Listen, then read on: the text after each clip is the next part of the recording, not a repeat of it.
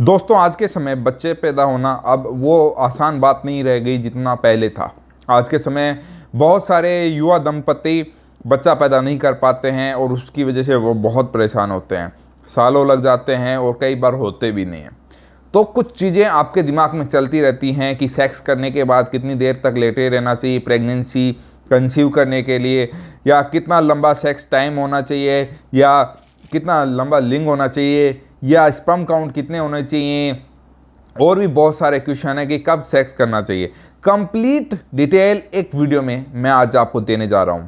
अगर आप भी माँ बाप बनना चाहते हैं तो ये वीडियो आपके लिए बहुत काम की है, तो ज़रूर इस वीडियो को देखिएगा अंत तक, क्योंकि इस वीडियो में माँ बाप बनने के लिए एक से एक मैंने आपको जितने भी आपके क्वेश्चन आंसर है सब मैं आपको बताने वाला हूँ। क्योंकि इतने पेशेंट मुझसे पूछते हैं दिन रात, जिसकी वजह से अब मुझे पता है कि आपके हर क्वेश्चन में क्या मतलब कि क्या क्या क्वेश्चन आपके दिमाग में चलते रहते हैं प्रेगनेंसी को लेकर, कि कैसे आप कंसीव कर सकते हैं बच्चा।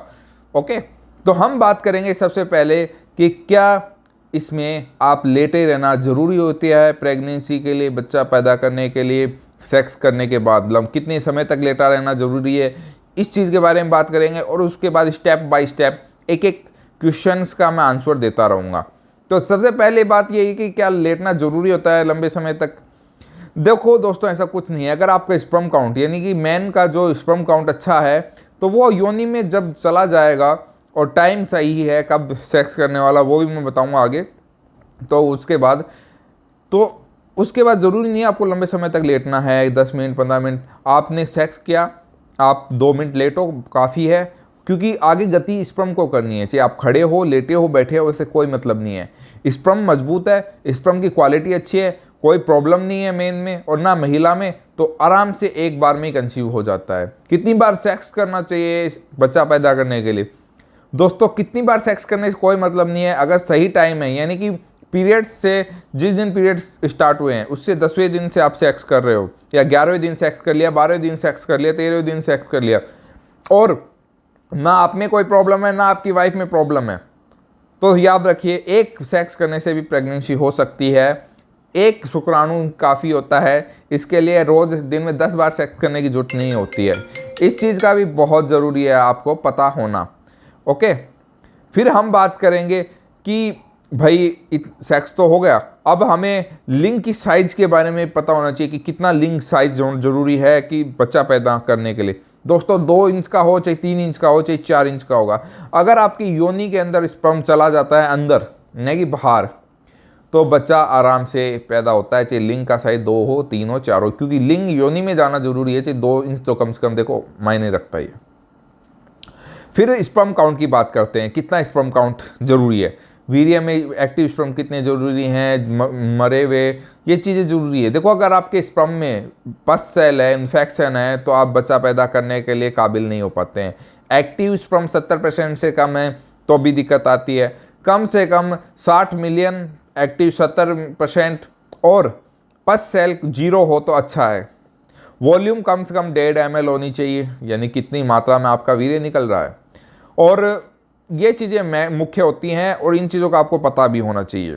मैं आप सभी को हर वीडियो में कहता रहता हूँ कि बाकी सब एक बात, स्पर्म अच्छी बात, स्पर्म अच्छा होगा तो प्रेगनेंसी होने में दिक्कत नहीं आती। और आज के समय सबसे ज़्यादा दिक्कत स्पर्म में आ रही है, ना कि महिलाओं में ज़्यादा प्रॉब्लम आ रही है।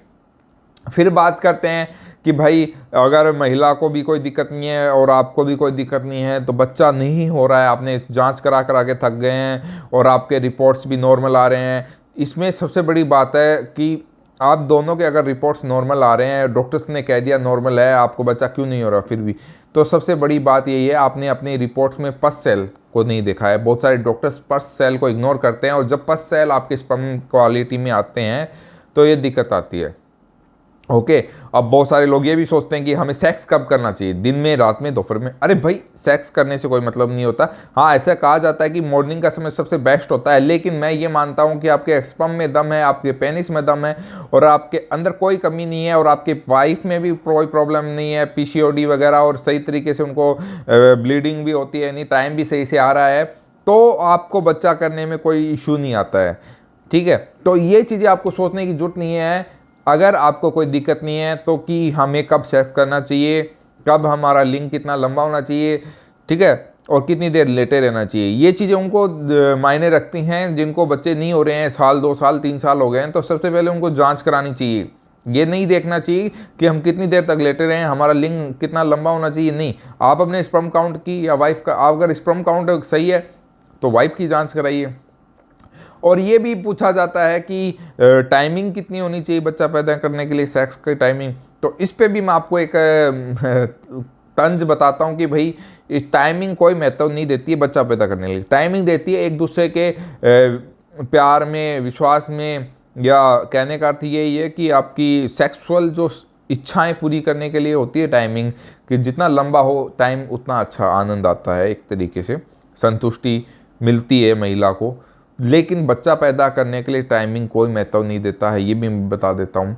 अगर एक बार आपका पेनिस योनि में जाता है और उसी वक्त एक बार में ही निकल गया आपका वीर्य, तो भी बच्चा पैदा हो सकता है, कोई मायने नहीं रखता है टाइमिंग। आज के समय में बताता हूँ, इंडिया में टाइमिंग तो है ही नहीं। 90% लोगों की टाइमिंग जो अपनी वाइफ्स को संतुष्ट कर सके, क्योंकि बहुत लगभग महिलाएं सिर्फ अपने इज्जत को लेके, अपनी हर चीज़ को लेके शांत रहती हैं। ठीक है, ये एक सच्चाई है। तो फिर आगे बात करते हैं कि अगर आपको और भी कोई चीज़ के बारे में जानकारी चाहिए, अगर आपको कुछ बच गया हो, मैंने आपको कुछ और एक्स्ट्रा बताना था, आपने नहीं बता पाया हूँ, तो उसके लिए आप मुझे संपर्क कर सकते हैं नीचे कमेंट करके। अगर आपको मेरे से पर्सनली बात करनी है सिर्फ प्रेगनेंसी को लेके, तो आप डिस्क्रिप्शन में जाकर या इस व्हाट्सएप पे आप मुझसे व्हाट्सएप पे SMS कर अपॉइंटमेंट ले सकते हैं, फीस जमा करा के। अगर आपको कोई बच्चा पैदा नहीं हो रहा है, स्पर्म काउंट की जांच कराई है, तो इस नंबर पे आप व्हाट्सएप पे अपनी रिपोर्ट डालिए, डिटेल में अपन बात करेंगे। और भी कुछ समझ नहीं आ रहा हो तो आप मुझे कॉल कर सकते हैं। ओके, मिलते हैं नेक्स्ट वीडियो में, तब तक के लिए नमस्कार।